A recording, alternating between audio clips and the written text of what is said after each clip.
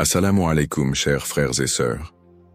Imaginez un moment où le monde est endormi, où le silence règne et où les bénédictions divines descendent avec abondance. 1 heure avant le Fajr, c'est ce moment spécial. Allah, dans sa sagesse infinie, a réservé ce temps pour ceux qui cherchent à se rapprocher de lui, ceux qui veulent transformer leur vie spirituelle et émotionnelle. Que vous cherchiez une réponse à vos prières, un soulagement à vos épreuves, ou simplement un moment de paix, cette pratique vous offre tout cela et bien plus. Alors préparez-vous. 1 heure peut transformer votre journée, et peut-être même votre destinée. Dans cette vidéo, nous allons explorer pourquoi cette heure avant le Fajr est si exceptionnelle, et ce que vous pouvez faire pour en tirer des bienfaits immenses. Nous découvrirons ensemble les pratiques simples mais puissantes qui pourraient littéralement changer votre vie, vous apportant sérénité, guidance et force intérieure. Avant de commencer cette vidéo, n'oubliez pas de liker cette vidéo, car cela nous donne beaucoup de force pour continuer à partager du contenu bénéfique. Et je vous invite à vous abonner à notre chaîne et d'activer la cloche de notification pour rester informé de nos prochaines publications sur la foi islamique. Merci et bonne vidéo. L'importance du moment avant le Fajr en islam. L'heure précédant le Fajr est souvent décrite comme le moment où Allah est le plus proche de ses serviteurs. Le prophète Muhammad a dit « Notre Seigneur descend chaque nuit au ciel le plus bas lorsqu'il reste un tiers de la nuit, et il dit « Qui m'invoque afin que je lui réponde? Qui me demande quelque chose afin que je lui donne? Qui implore mon pardon afin que je le lui accorde ?» Rapporté par Al-Bukhari et Muslim. Dans le Coran, Allah mentionne les vertus de ceux qui se lèvent pour l'adorer pendant la nuit. Ils s'arrachent de leur lit pour invoquer leur Seigneur avec crainte et espoir, et dépensent dans son chemin de ce que nous leur avons attribué. Surat As-Sajda, 13 Shidoi, 6. Ce moment y est un trésor spirituel où les prières sont exaucées et les péchés pardonnés, un véritable rappel de la proximité d'Allah avec ses serviteurs. Avant le lever du soleil, le monde semble en pause. Le tumulte de la journée n'a pas encore commencé, les distractions sont absentes, et l'âme peut se concentrer pleinement sur son Créateur. C'est un temps où le silence favorise une introspection profonde et une communion avec Allah. Ce moment permet de ressentir une sérénité unique et une clarté d'esprit qui nous prépare à affronter les défis de la journée. La science moderne confirme également les bienfaits de ce moment calme. Le cerveau, encore reposé, est dans un état propice à la réflexion et à la méditation. Couplé à la lumière de l'aube naissante, cela crée une ambiance idéale pour la spiritualité et la connexion avec Allah. Les récits des pieux prédécesseurs regorgent d'exemples de personnes qui se levaient avant le Fajr pour prier et méditer. Imam Al-Ghazali écrivait « La prière nocturne est une lumière dans le cœur, une force dans les membres et une clarté dans l'esprit. » Une histoire célèbre est celle de l'imam Ahmed ibn Hanbal, connu pour son habitude de consacrer le dernier tiers de la nuit à Tahajjud. Il disait que ces moments lui donnaient la force d'affronter les épreuves avec patience et confiance. Plus récemment, certains musulmans témoignent d'avoir vu leur vie transformée grâce à ces moments. Des prières sincères faites à ce moment ont conduit à des ouvertures inattendues, des guérisons ou simplement une paix intérieure durable. Ces exemples montrent comment ce moment, lorsqu'il est utilisé judicieusement, peut réellement être un outil de transformation spirituelle. L'heure avant le Fajr n'est pas seulement un moment propice, c'est une opportunité offerte par Allah pour renforcer notre foi, demander son pardon et recevoir ses bénédictions. Quiconque s'efforce de l'exploiter en récoltera les fruits dans cette vie et dans l'au-delà. Étape 1. Préparer son intention. L'importance de l'intention, Niyya. En islam, l'intention, Niyya, est la base de toute action. Le prophète Muhammad a dit « Les actions ne valent que par leurs intentions, et chacun sera récompensé selon son intention », rapporté par Al-Bukhari et Muslim. Cela signifie que ce n'est pas seulement ce que nous faisons qui compte, mais pourquoi nous le faisons. Une intention pure et sincère peut transformer même les actes simples en adoration méritoire. Lorsqu'on se lève avant le Fajr avec l'objectif de se rapprocher d'Allah, cela amplifie l'impact spirituel de nos efforts. Conseils pratiques pour établir une intention sincère. Rappelez l'objectif principal. Avant de dormir, prenez un moment pour méditer sur votre relation avec Allah. Rappelez-vous que ce moment est une opportunité de l'adorer et de recevoir ses bénédictions. Par exemple, « Ô Allah, aide-moi à me lever pour te servir et accorde-moi la sincérité dans mes actes. » Planifiez concrètement. Définissez une alarme et placez-la loin du lit pour vous obliger à vous lever. Ayez des vêtements prêts pour la prière et gardez votre tapis de prière à proximité. Petits engagements. Si vous débutez, commencez par un objectif simple comme 10 minutes de prière ou de dhikr. Cela réduit la pression et facilite l'engagement. Une intention claire et sincère attire la baraka, bénédiction d'Allah dans nos actions. Avec une bonne intention, même si nous sommes incapables d'accomplir tout ce que nous souhaitons, Allah récompense nos efforts comme si nous avions réussi. Cela est une miséricorde immense pour ceux qui cherchent à se rapprocher de lui. Le prophète Muhammad a également dit « Allah a inscrit les bonnes actions et les mauvaises actions. Si quelqu'un envisage de faire une bonne action et qu'il ne la réalise pas, Allah lui inscrit une bonne action complète. » Rapporté par Al-Bukhari. Ainsi, juste en planifiant avec sincérité, vous commencez déjà à accumuler des récompenses. Se lever avant le fajr demande un effort, mais une intention pure transforme cette difficulté en acte d'adoration. En vous engageant avec une niya sincère, vous préparez votre cœur à recevoir les immenses bienfaits spirituels de ce moment béni. Étape 2. Effectuer des actes d'adoration 1. Les prières surérogatoires, tahajjud. Le tahajjud est l'une des prières nocturnes les plus méritoires. Allah loue ceux qui se lèvent la nuit pour prier et ceux qui passent la nuit prosternés et debout devant leur Seigneur. Sourate Al-Furqan 25-64. Le prophète Muhammad a également dit « La meilleure prière après les prières obligatoires est celle de la nuit », rapporté par Muslim. Pour effectuer le tahajjud, intention sincère, comme mentionné dans l'étape précédente, commencez par une intention pure. Nombre de rakas. Il n'y a pas de limite fixe, mais priez au moins 2 rakas. Le prophète priait souvent 8 rakas, suivis du witr. Récitation lente et réfléchie. Concentrez-vous sur le sens des versets que vous récitez. Supplication pendant la prosternation. Le moment où vous êtes le plus proche d'Allah est durant la prosternation. Faites des duas sincères et spécifiques. 2. La récitation du Coran. Le dernier tiers de la nuit est également un moment idéal pour lire et méditer sur le Coran. Allah dit « Et récite le Coran lentement et clairement » Sourate Al-Muzammil 73-4.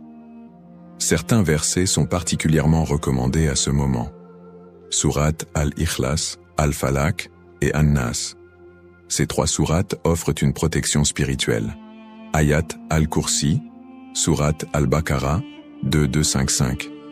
Une puissante invocation pour la protection et la bénédiction.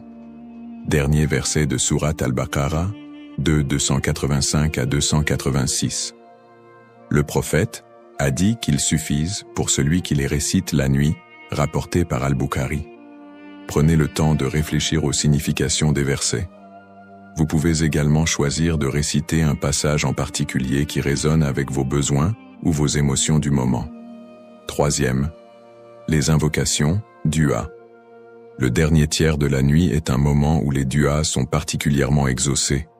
Le prophète a dit qu'Allah descend au ciel le plus bas et demande « Qui m'invoque afin que je lui réponde ?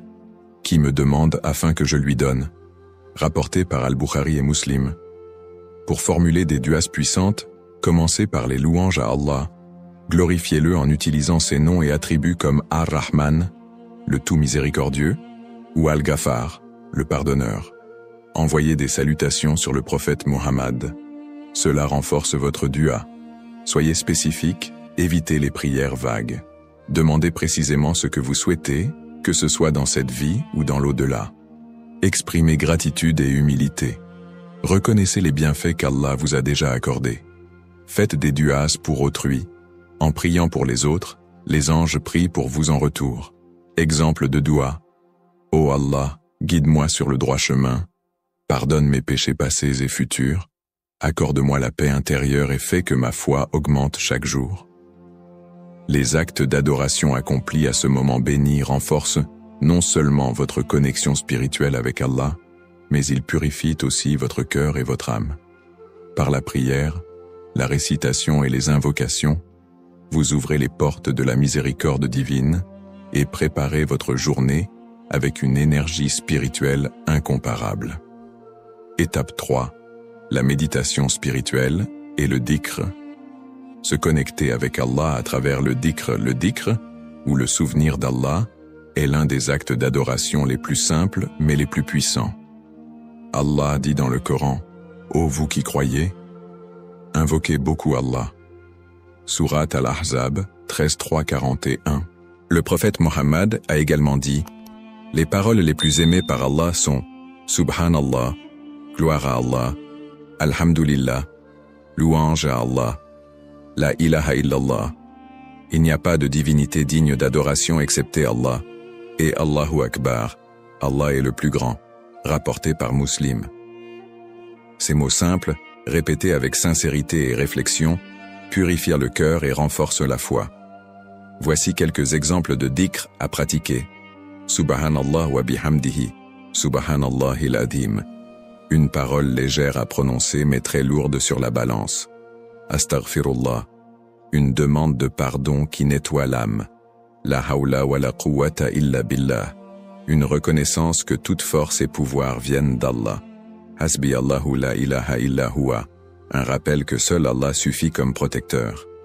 En répétant ces invocations, essayez de ressentir leur profondeur et leur sens. L'objectif n'est pas de multiplier mécaniquement les mots, mais de les méditer avec le cœur. La méditation spirituelle en islam est un moment d'introspection profonde où l'on réfléchit sur la grandeur d'Allah, ses bénédictions et notre rôle dans sa création. Voici comment structurer une séance de méditation spirituelle. Choisir un endroit calme.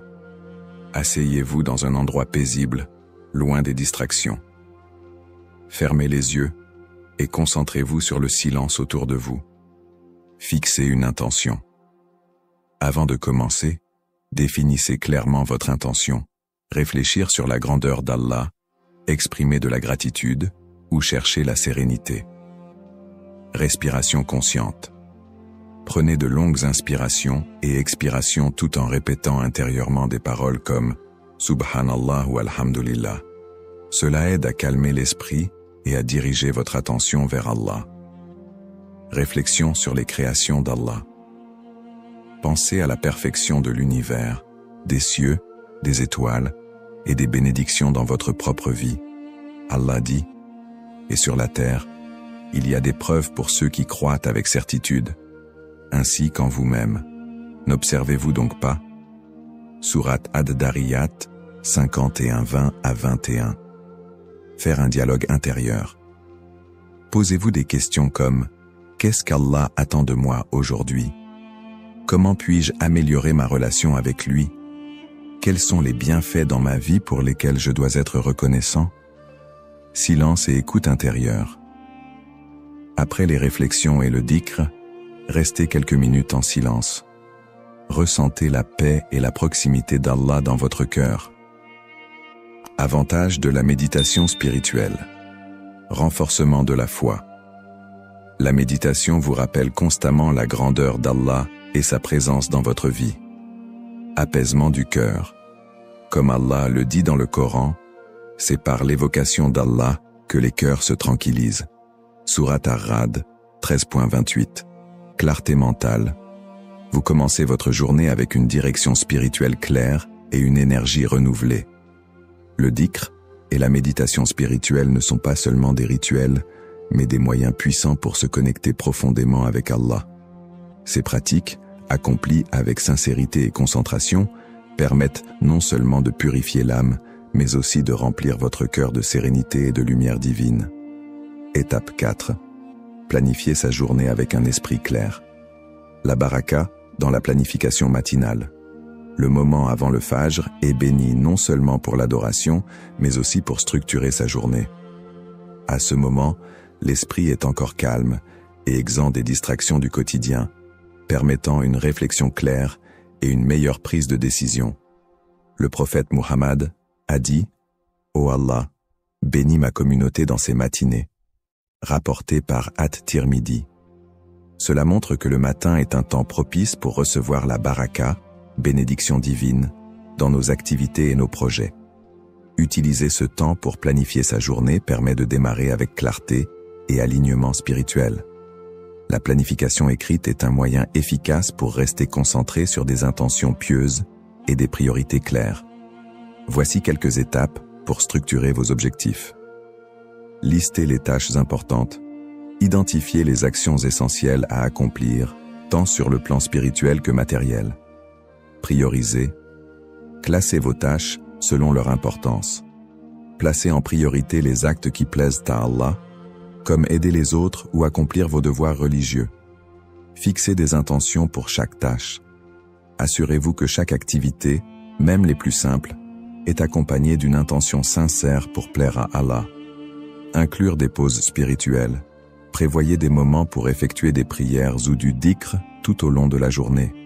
Exemple pratique, une routine quotidienne inspirée par la spiritualité islamique. Avant le Fajr, se lever, effectuer le tahajjud, lire un passage du Coran et méditer en silence. Après le Fajr, réciter des invocations du matin, adkar, écrire 3 objectifs prioritaires pour la journée. Matinée, travailler ou étudier avec l'intention de rechercher l'agrément d'Allah. Faire une pause pour le dhikr entre les tâches. Après-midi, s'acquitter des prières obligatoires et accomplir des actes de bienfaisance, comme aider un proche ou donner une aumône. Soirée, se détendre avec une lecture islamique ou une réflexion sur la journée. La planification matinale alignée avec les principes islamiques transforme vos journées en opportunités d'adoration. Ce moment de calme et de baraka vous permet de mieux gérer votre temps tout en restant connecté à Allah. En écrivant vos objectifs et en incluant des intentions pieuses dans chaque tâche, vous trouverez à la fois efficacité et sérénité. Résultats et transformations possibles. Les effets du spirituel. Une connexion plus forte avec Allah. Se consacrer à des actes d'adoration avant le Fajr renforce profondément votre lien avec Allah. En vous levant volontairement pour prier et invoquer Allah, alors que la plupart dorment encore, vous montrez une dévotion sincère. Ce geste d'amour envers votre Créateur apporte des bénédictions dans votre vie. Le prophète Muhammad a dit « Le Seigneur descend chaque nuit au ciel le plus bas, lorsqu'il reste un tiers de la nuit, et dit « Qui m'invoque afin que je lui réponde? Qui me demande afin que je lui donne? Qui implore mon pardon afin que je lui pardonne ?» Rapporté par Al-Bukhari et Muslim. Avec une telle proximité d'Allah durant ces heures, vous ressentirez une foi renouvelée, une lumière spirituelle dans votre cœur et une paix intérieure incomparable. Les effets psychologiques, plus de paix intérieure et de clarté mentale. Pratiquer le tahajjud, le dhikr et la méditation avant l'aube apaisent l'esprit. Ces moments de silence et de réflexion profonde permettent de réduire le stress et l'anxiété. En vous engageant dans des invocations sincères et en plaçant votre confiance en Allah, vous apprenez à relâcher vos peurs et vos inquiétudes. De plus, cette routine vous aide à clarifier vos objectifs spirituels et personnels. La concentration développée durant le dernier tiers de la nuit se prolonge tout au long de la journée, vous donnant un esprit clair et une meilleure gestion des émotions. Les effets pratiques, une productivité et une motivation accrue. Le fait de commencer votre journée avec des actes d'adoration donne un élan positif et énergisant. Lorsque vous planifiez vos objectifs en lien avec Allah, vous êtes naturellement motivé à accomplir vos tâches avec excellence. Voici quelques résultats pratiques que vous pourriez observer. Une meilleure gestion du temps. En établissant vos priorités dès le matin, vous travaillez avec plus d'efficacité. Un esprit discipliné. Vous développez la constance et la rigueur en répétant cette routine. Des relations améliorées. La sérénité intérieure obtenue grâce à ces pratiques se reflète dans vos interactions avec les autres. Conclusion de l'étape. En consacrant 1 heure avant le Fajr à Allah, vous transformez votre quotidien de manière globale, spirituellement, mentalement et pratiquement. Cette habitude crée un équilibre parfait entre votre foi et votre vie personnelle, tout en vous rapprochant du succès dans cette vie et dans l'au-delà. C'est une clé puissante pour vivre sous la bénédiction et la guidance divine.